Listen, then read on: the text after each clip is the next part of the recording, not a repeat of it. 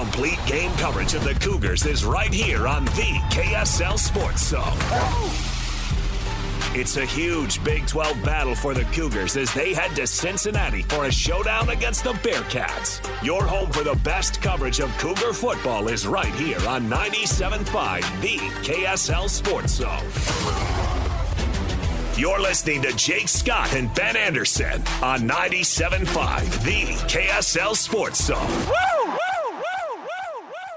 Jake and Ben, 97.5, the KSL Sports Zone. Big one this weekend going down in Cincinnati. Let's talk about it. He makes the magic happen at bearcatjournal.com. We welcome him back to the show. He is Chad Brendel. What's going on, Chad? Hey, Chad. Not much, guys. How are you? We're doing well. I wanted to ask you this because we're looking at BYU, who's on a roll clearly, going in and facing Cincinnati.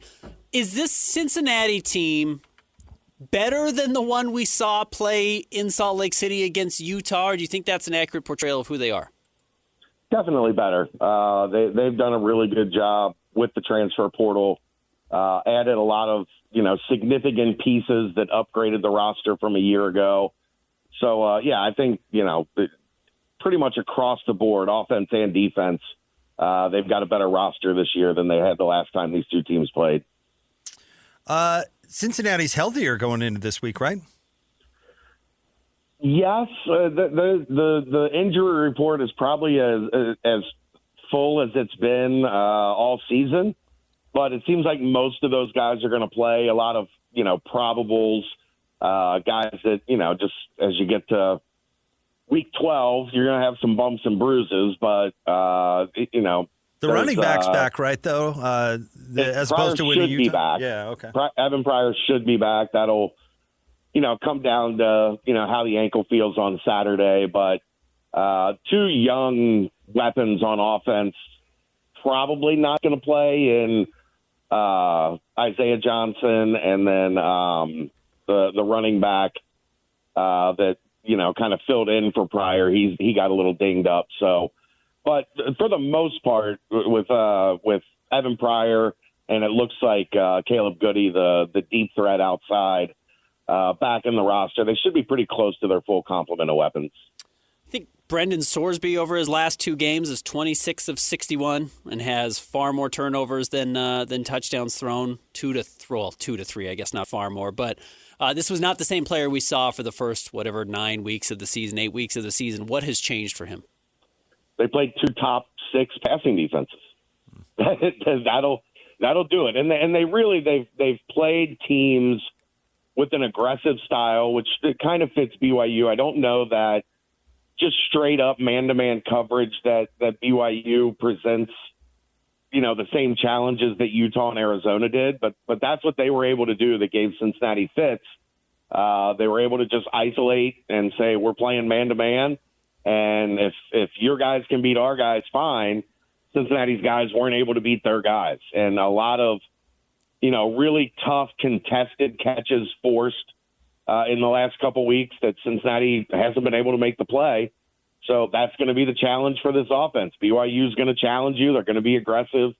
I don't think BYU plays as much man as Utah and Arizona, but they still play, a good amount. It'll be a matter of can his guys get open and can they hang on to the football if there's a tight window throw and a contest at the catch.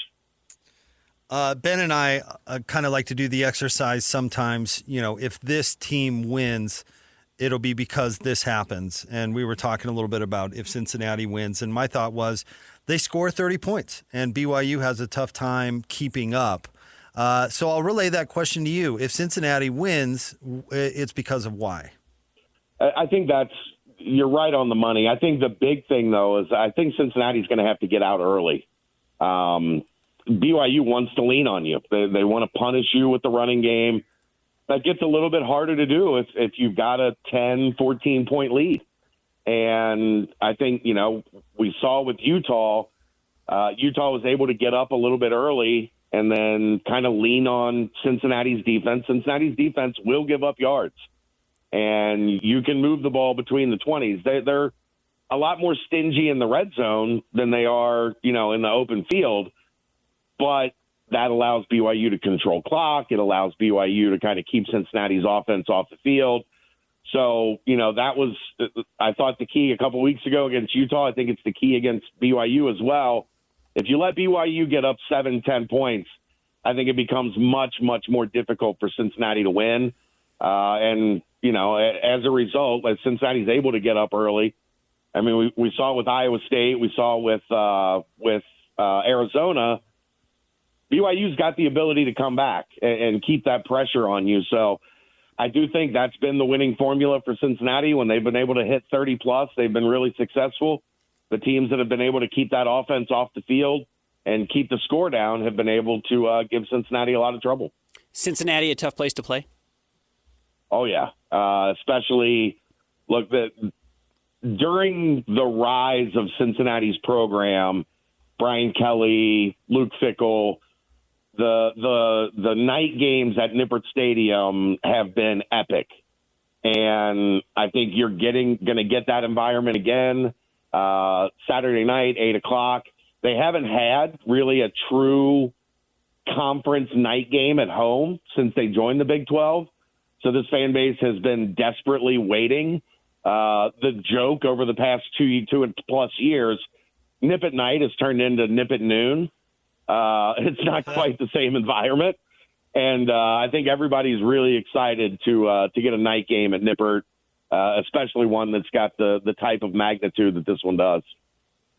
Interesting that the other good teams in the league are all cheering for Cincinnati this weekend because if the Bearcats win, it throws the entire conference into disarray.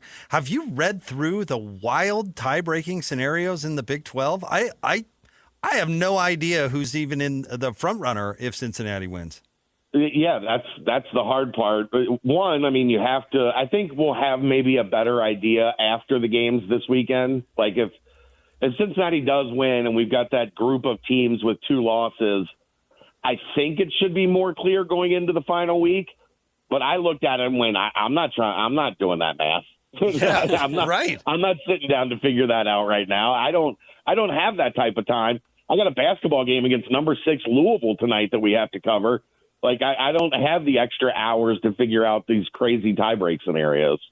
It's wild. What does Cincinnati, I mean, again, technically their hopes are still alive. What does Cincinnati feel like they're playing for the rest of the year?